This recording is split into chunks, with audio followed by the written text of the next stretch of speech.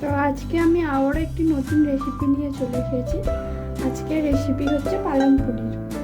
তো আমি পালং পনিরটা করার জন্য প্রথমে কড়াই একটু তেল দিয়ে দিলাম।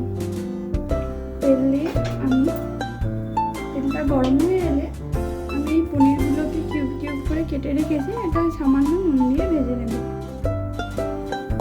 তো আমার তেলটা গরম হয়ে গেছে, আমি পনিরগুলো দিয়ে দিচ্ছি।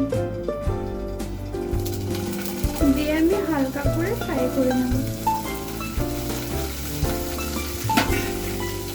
আর দিয়ে দিচ্ছি সামান্য নুন।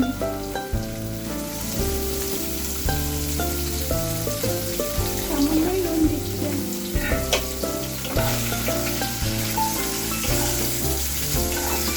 তো দেখে নিন, আমার পনিরটা পুরো হালকা ব্রাউন করে আমি ভেজে নিয়েছি। এবার আমি এটা তুলে নেব।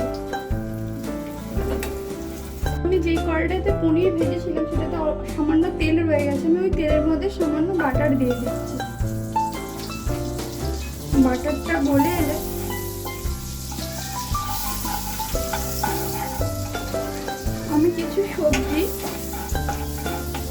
আমি কিছু পেঁয়াজ, আদা, রসুন, টমেটো আর লঙ্কা কুচিটা আমি একটু হালকা করে ফ্রাই করে নেব।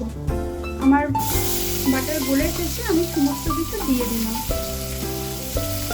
এর মধ্যে টমেটো, পেঁয়াজ, রসুন আর লঙ্কা রয়েছে। আমি এইভাবেই কেটেছি, কারণ এটা আমি মিহি পেস্ট করবো, এই জন্য। আপনারাও এইভাবেই কাটবেন আর এগুলো হালকা করে ভাজবেন। আরও আমি এর সাথে দেব কিছুটা পরিমাণ কাজু দেব। আমি 4-5টা মতন কাজু দিয়ে দিলাম।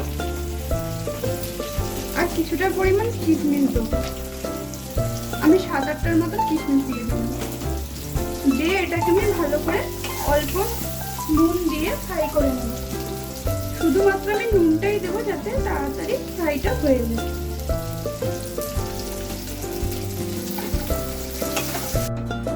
তা আমি কড়াই আবার সামান্য একটু তেল দিয়ে দিয়েছি। আমি পেঁয়াজ, আদা, রসুন, লঙ্কা যেটা ভেজে নিয়েছিলাম সেটা আমি পেস্ট করে নিয়েছি। তো সেখানে কড়াই তেলটা আমি দিলাম, আবার কড়াই দিয়ে ফোড়নে দিচ্ছি 2টো এলাচ, 2টো দারচিনি, 2টো লবঙ্গ, একটা তেজপাতা আর সামান্য জিরে, সাদা জিরে সামান্য আমি ইউজ করছি। জিরেটা অল্পই ইউজ করবেন।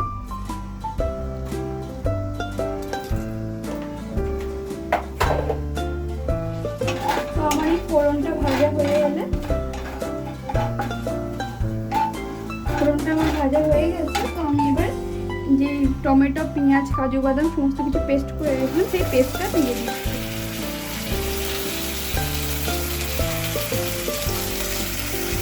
আমি এখানে কিছু মশলা অ্যাড করছি, যেমন হচ্ছে অল্প পরিমাণে জিরে গুঁড়ো, আধা চামচ ধনে গুঁড়ো, সামান্য পরিমাণের হলুদ।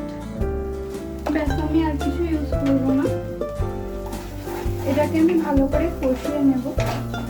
কষিয়ে নেওয়ার পর আমি পালক শাকটা নুন দিয়ে সেদ্ধ করে ওটা বেটে রেখেছি। এটা কষিয়ে নেওয়ার পর আমি পালক শাকটা দেবো।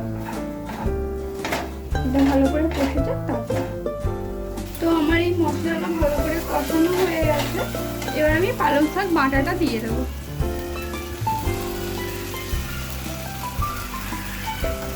আমি কিন্তু এটা নুন দিয়ে সেদ্ধ করে রেখেছিলাম।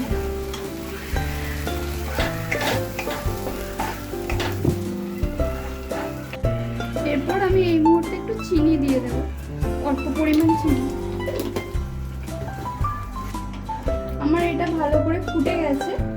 তো এবার আমি পনিরগুলো দিয়ে খানিকক্ষণ আমি ঢাকা দিয়ে রেখে দেবো। আর আপনারা নুনটা চেক করে নেবেন। আমি নুন চেক করে নিয়েছি, আপনারা নুনটা চেক করে নেবেন।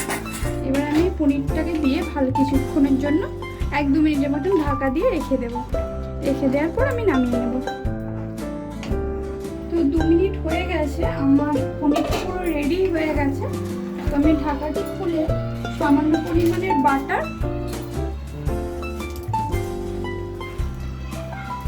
অল্প পরিমাণের একটু বাটার দিয়ে দিলাম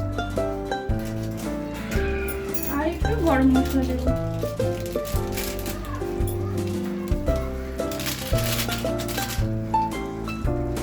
সামান্য পরিমাণে দেব। এরপর আমার পনির